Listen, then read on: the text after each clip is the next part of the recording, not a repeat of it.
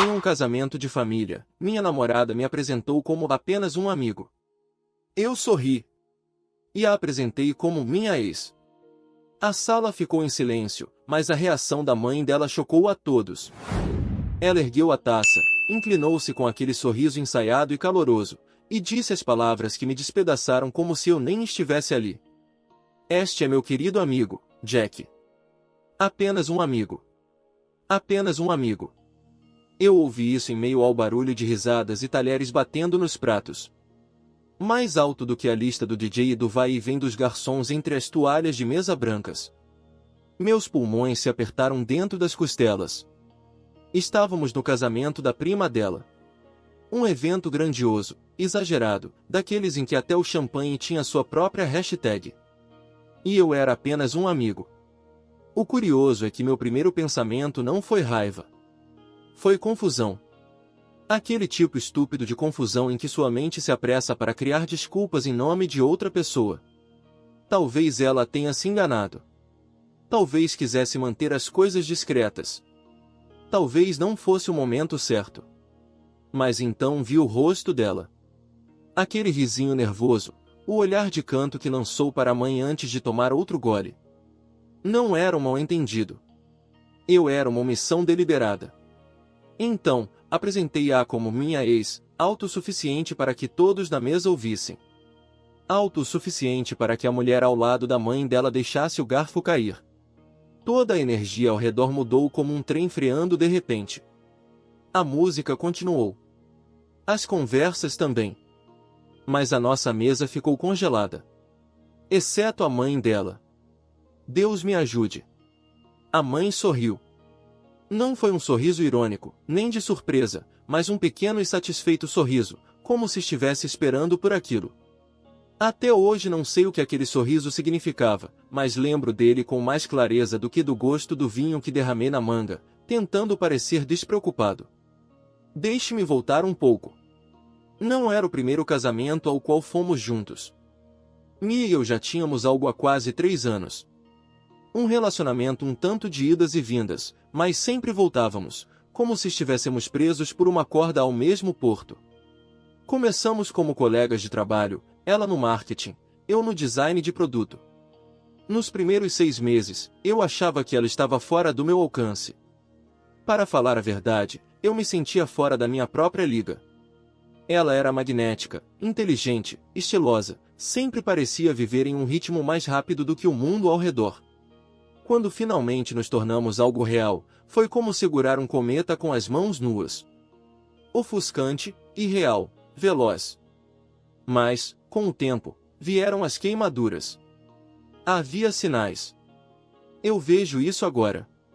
As pequenas alfinetadas diante das amigas, o jeito como às vezes me apresentava como acompanhante ou Jack do trabalho, dependendo do público. Eu pensava que ela apenas era reservada. Achava que éramos sólidos a portas fechadas, e que isso era o que importava. Mas, naquele casamento, sob as luzes cintilantes e o ar pesado de perfume e política familiar, percebi algo que me revirou o estômago. Ela não apenas falhou em me ver como parceiro. Ela escolheu não me ver assim. Mais tarde, quando a peguei indo em direção ao bar, perguntei, em voz baixa e calma. Amigo, é? A mandíbula dela travou. Ela não olhou para mim. Jack, por favor, não começa. Não estou começando nada, respondi, tentando manter a voz firme. Só estou acompanhando a sua energia. Você não entende, disse, os olhos desviando para a família dela perto da pista de dança. Este não era o momento de dizer à minha família que você é meu namorado ou admitir que somos algo além de 2 pessoas que às vezes acabam na mesma cama. Aquilo doeu mais do que eu queria admitir. Por um segundo, me arrependi do tom amargo, mas só por um segundo. O silêncio dela disse mais do que qualquer resposta poderia dizer.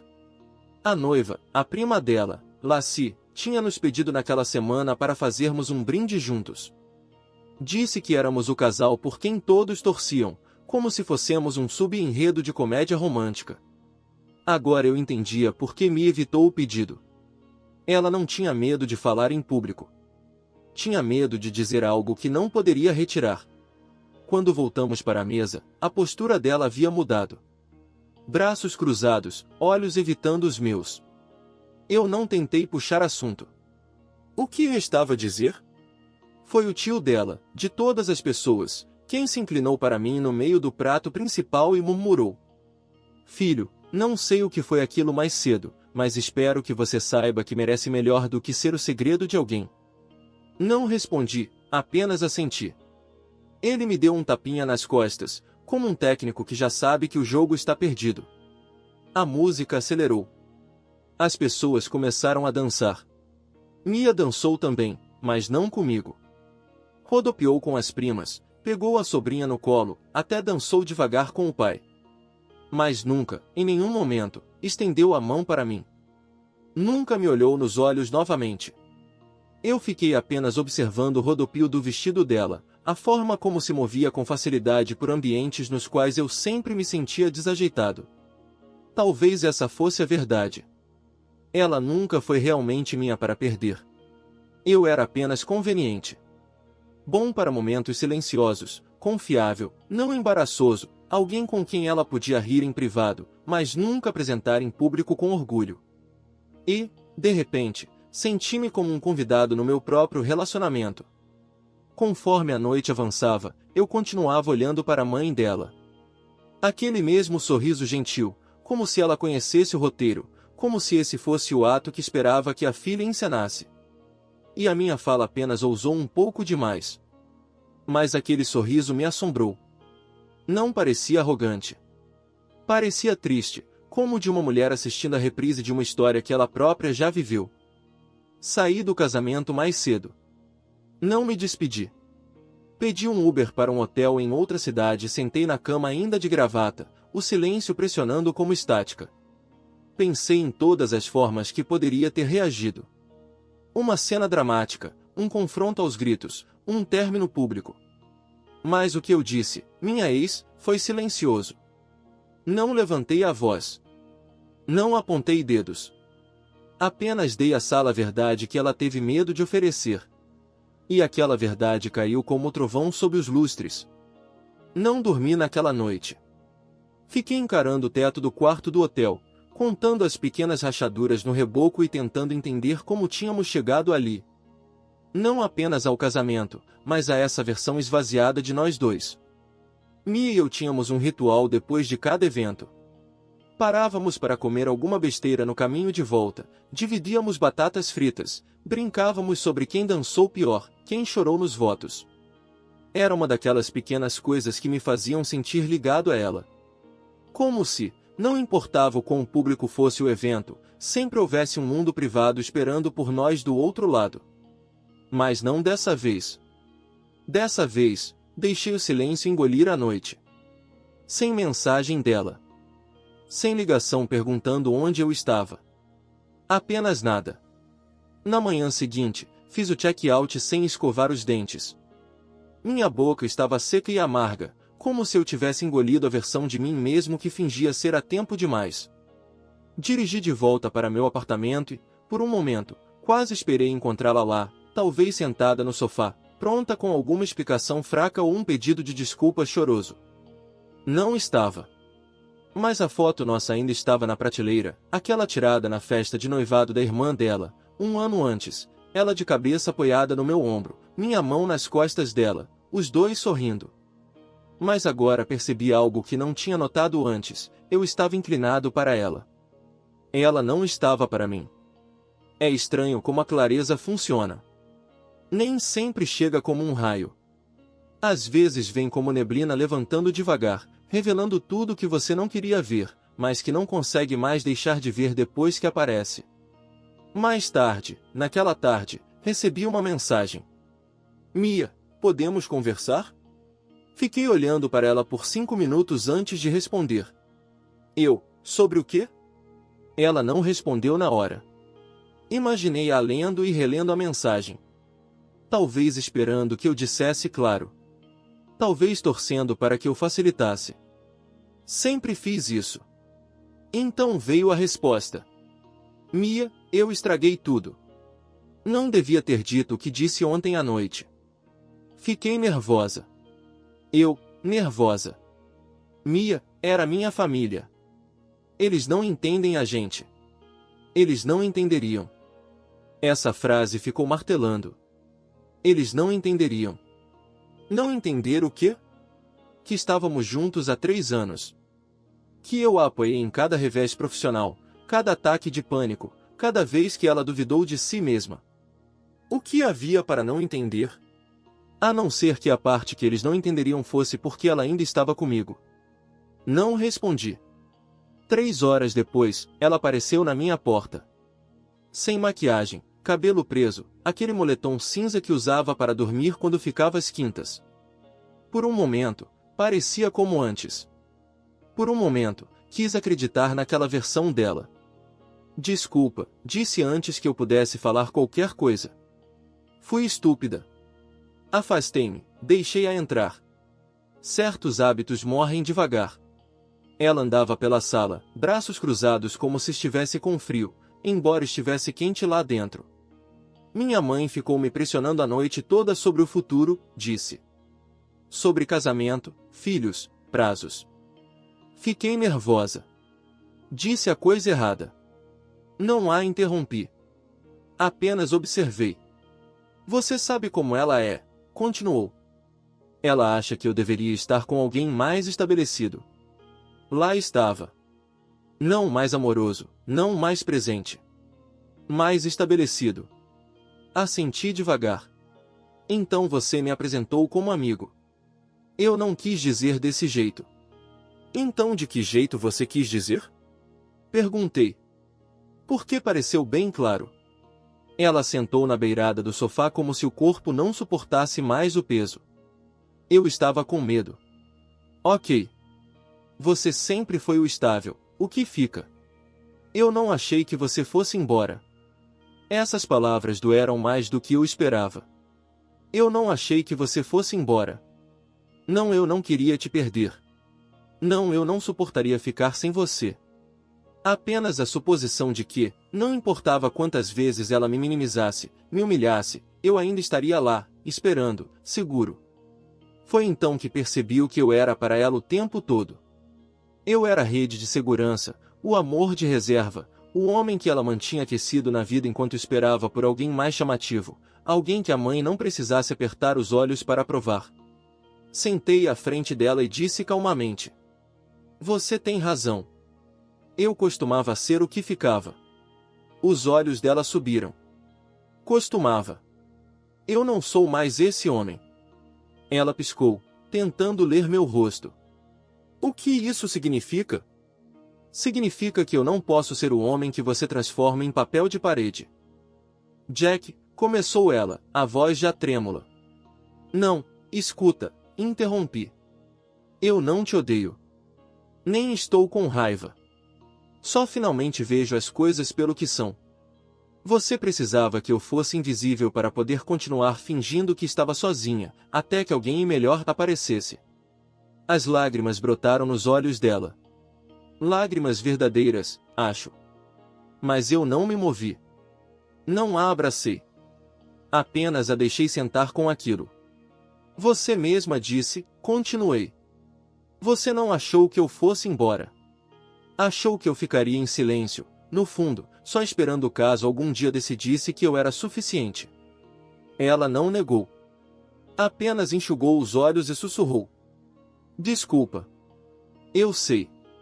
Um longo silêncio tomou conta. Aquele tipo de silêncio que se parece com um momento logo após um prédio desabar, só poeira e ecos onde antes havia estrutura. Eventualmente, ela se levantou. Eu devia ir. É. Ela alcançou a porta, mas hesitou. Para o que vale, eu te amei. Assenti. Eu acredito. Ela foi embora. Não chorei. Não naquele momento. Uma semana se passou. Nenhuma mensagem, nenhuma ligação. Parte de mim esperava que ela voltasse. Talvez para pedir outra chance. Talvez para dizer que finalmente entendia o que tinha feito. Mas não voltou. E eu também não procurei. Ainda assim, não foi a ausência dela que me tirou o sono.